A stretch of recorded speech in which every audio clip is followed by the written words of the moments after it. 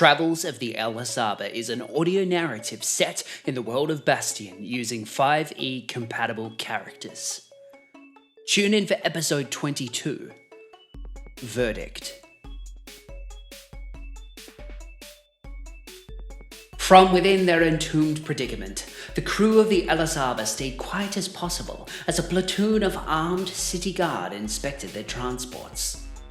The cart in which they were placed swayed gently as a metallic, white-knuckled hand rocked it to and fro. A booming, commanding voice instructed Arvel as he followed along behind. "Merchant, sir, what are you hauling here across the Galahad? I'm not familiar with our tools warehouse. Are these some kind of foreign goods? You know you need a permit to transit such things across the coast. Show us your papers." Darian exhaled quietly. From what he knew of Arvel, the man didn't seem all that sharp so as to fashion a reply. Then, with more courage and finesse than any of the crew had heard thus, Arvel spoke up in a manner almost gentlemanly. His trepidation seemed replaced with a practiced and remarkable manner. "Oh, fine, sirs, these aren't wares at all. They're collectibles, you see. The cases themselves are empty but artifacts of the tribal days of the obelisk, and they fetch quite a penny. Actually, I'm on my way to the outlying parishes. I found a prospective buyer who is an avid collector of pre-conflict memorabilia." Arvel continued. His rambles contained all manner of colorful language and distractible taunt. It was as if he was coming up with it on the spot, were it not laced with such vivid and historical imagery.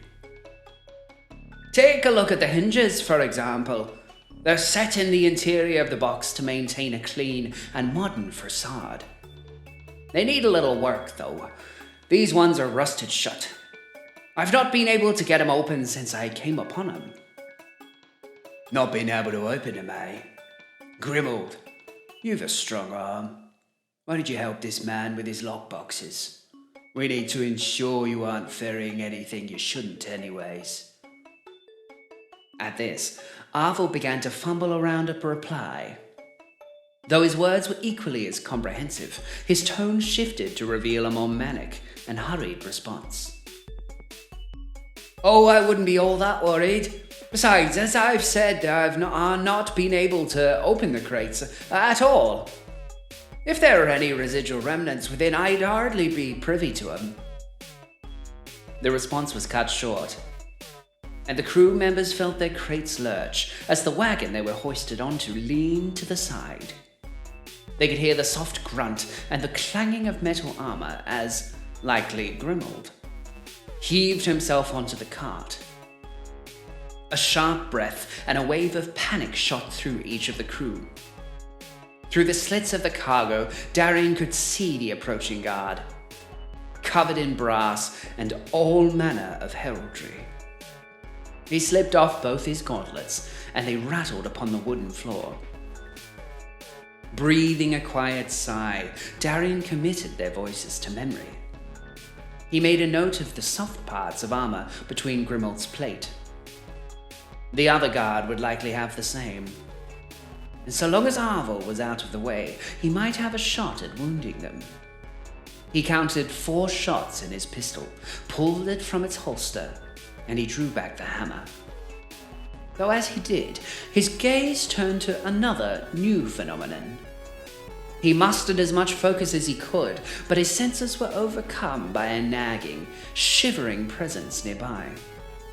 Within his skull, it felt as if wind whispered and his thoughts began to burn away, revealing a single, molten hot voice.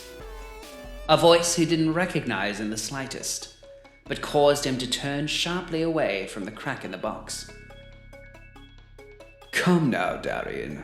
That's hardly the response I would expect from a cool, collected, and famously skilled marksman. There could be many and more than 4 targets. Are you really hoping to bend the bullets to take out a whole platoon? It hardly seems wise." The words slipped away as soon as they formed in his mind. He reached for the thought, trying to reply, but was met instead by a more haunting and hallowed visage. He hadn't noticed that Edward had risen from his corner of the crate and now stood in the very center. His form was hunched, but his head was cocked in Darian's direction. Goggles still placed upon his brow.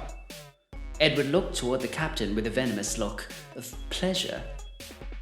And as the light passed through the cracks on his face, Darian swore he could see the devil's eye marbling. It looked alive. More alive than he'd ever seen it. I know. Hardly fair to use this charming boy to speak for me. But there's not much else I could do with the tools at my disposal. You seem to be in a pinch. Maybe I could assist you. Darian simply stared down the red cat's eye, imagining the voice from inside his head as if it appeared before him. A moment passed before Ed's expression turned from pleasure to discomfort. It was all too clear that somehow, through strange magic, Edward was able to communicate with the captain, though the cadence was anything but his own. Rather, the words seemed laced with hunger and malice, while tasting of sweet and honeyed liquor. I haven't got the time to dawdle. Those tin can fellows are about to rip open these crates. You don't want to be found, do you? I could help, you know. I'm very good at helping. Without hesitation, Darian spat a reply in his thoughts. I don't care what hellspawn or pit you come from, but I am not one to tangle with fiends. Let alone one that has taken up residence in the soul of a dear friend. If you can help us, be done with your words. I care not for your tricks. Deal with this situation. Edward's head cocked to the side, and the eye flashed once more. As if in unison with the voice, a look of disparagement washed over the young boy's face. Don't be so quick to offer judgment. After all, we've just met, have we not? I may know you well, but that is one of the benefits of having an extra eye. Edward leaned in close as he placed a hand on the interior handle of the crate. And as he did, his face edged nearer to the captain's. Without realizing it, Darian held his pistol a little tighter, palming the trigger as he turned it away from the open crack and toward the gunsmith. Barely a second passed before Darian's senses clarified once more. The heavy-sounding footfalls of the guardsmen had made it to the side of his crate. With a thud, he felt the palm gripping the sides of the lid and trying to force it open. Though it gave little, and it remained shut and hid the two of them within. As Grimald tried desperately to force the crate open, Edward's hand remained on the interior handle, effortlessly holding it shut without so much of a flex of his arm. A grin spread once again across Ed's face as he garnered the captain's response. The red cat's eye swirling and raging as if a constant firestorm. The crescent-shaped pupil a silhouette against the fire like an eclipse of utter darkness. After a few more desperate pulls, the guard turned away and stepped off the cart. Edward's arm returned to his side, and the approaching guards returned to their review of Arvel's wagon. Before he could respond, Darian's senses clarified once more to the image in front of him. He relaxed his pistol hand and forced a disinterested glower before his perplexed stare.